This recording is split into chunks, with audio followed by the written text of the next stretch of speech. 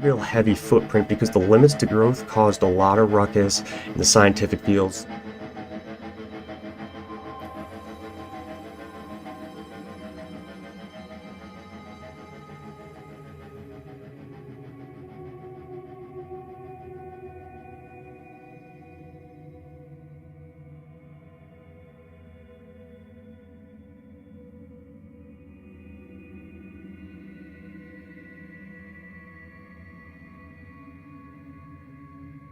And needless to say, from there on out, it's sustainable development plans, sustainable initiatives. We need to not exceed biocapacity. We need to limit emissions. We need to tax carbon. We're at that carbon tax point. This is what set it off. The Limits to Growth report is what set it off. It was a dire, bleak picture of the future that showed a world where human population outpaces our natural resources and a massive die-off ensues. We're going to review what that is and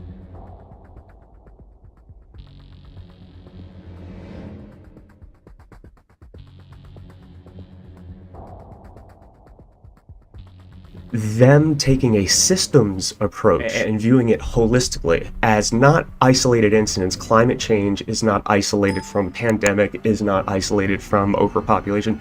Club of Rome really pioneered the idea of, okay, we can't have a worldwide revolution in thought in ways that have been previously put forth. We have to put this in a holistic systems analysis type of an approach that looks at every problem as commingling in a wider ball of twine, where if one is affected or changed, it sometimes affects another problem, okay?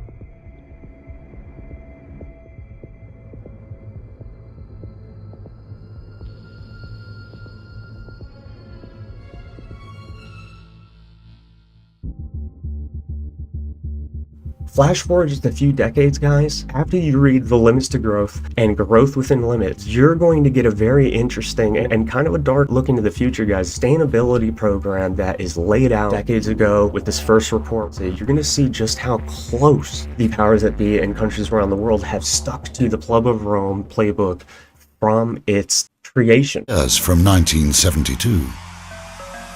It is possible, and even likely, that the human ecological footprint will overshoot the sustainable limits, equals the carrying capacity, of planet Earth.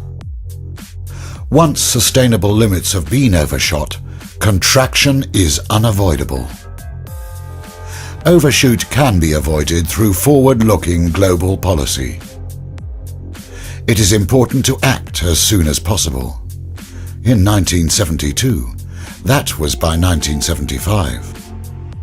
Summing up, the fundamental message of Limits to Growth: global society is likely to overshoot and then be forced to decline or collapse.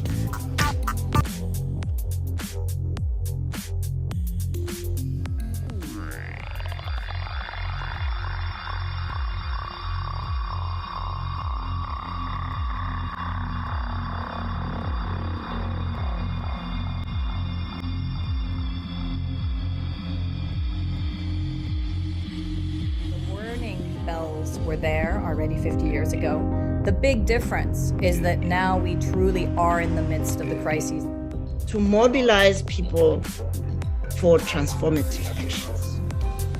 Today, some of us are very acutely aware of the war that is on our doorstep. All of these, for us, are rooted in systemic failures that must now be addressed collectively. And this collective need of the human family and all species is something that was started in the reflections of the Limits to Growth, but has truly been the core of the thinking of the Club of Rome since. If we really never been so rich, but we're still susceptible to shocks and crises. Can we build more resilient societies? All this kind of sounds utopian.